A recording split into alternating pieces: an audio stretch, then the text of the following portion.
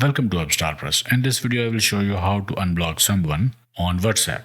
To do that, open WhatsApp, select the contact that you blocked.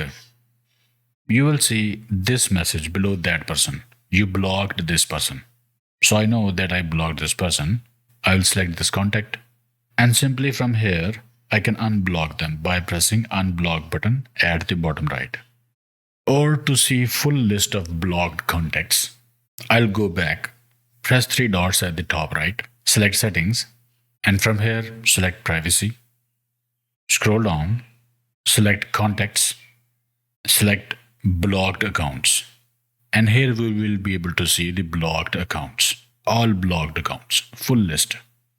From here I want to unblock this person. To do that, I will select that contact. To unblock, press this button that appeared. And that's it.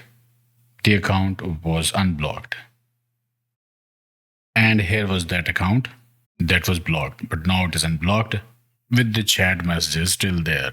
So this is how you can unblock a person on WhatsApp. Okay, I hope it helped. Like, share, subscribe, and I will see you in the next one.